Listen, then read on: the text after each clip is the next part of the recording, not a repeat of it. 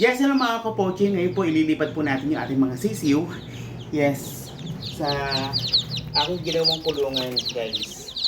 Yes, tara. Yan. Dami po nila, no? Ang compute po nila.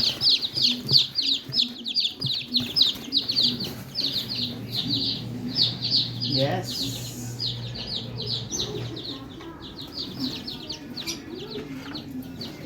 Tara.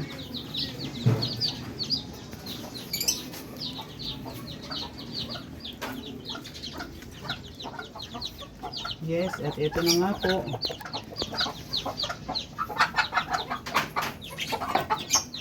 Yes, dito na po tayo guys sa ating munting kulungan. So, ililipat na po natin yung ating mga sisiw. Okay. Isa. Dalawa. Tatlo. Yes, apat. Lima. Anim.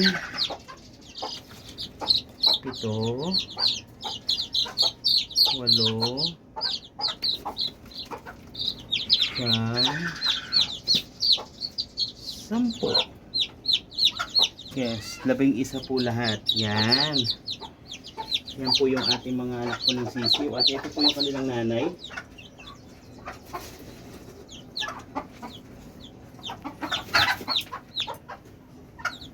Yan po.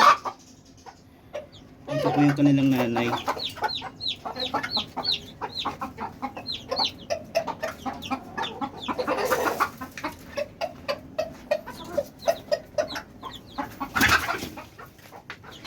Huliin ko po yung kanilang nanay.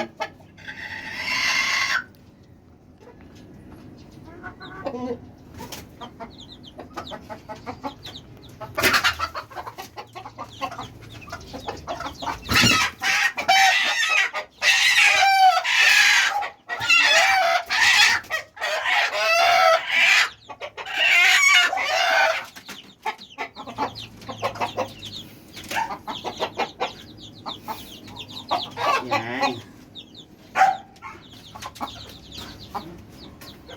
So, ayan na po. Nandiyan na po yung kanilang nanay sa aking ginawang kulungan.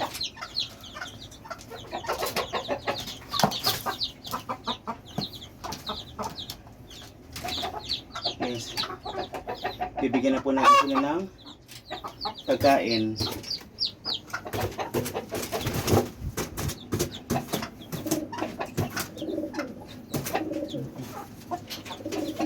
Tinutukan nila yung ating ginawang incubator. Go. Nalagyan na po natin sila ng pagkain. Yan. Hindi yung paa naipit. Dati yung paa ng siso naipit. Parang siso naipit.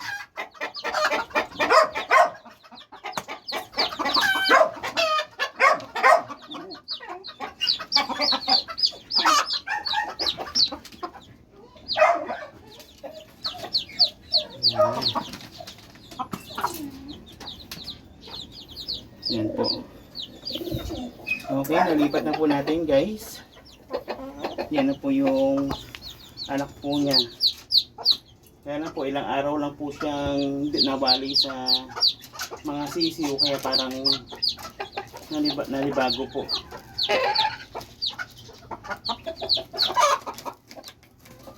Yan po yung nanay.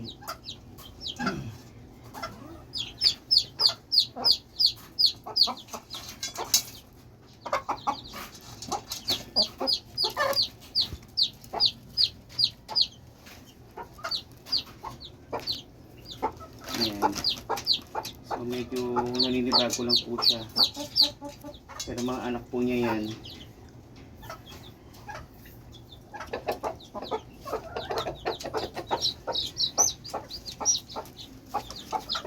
Okay guys, yan po yung ating update ngayong vlog po natin guys. Okay, hanggang sa susunod, huwag niyo po kalimutan mag-subscribe and follow po sa aking channel. Okay, maraming salamat. Bye bye mga kapochi.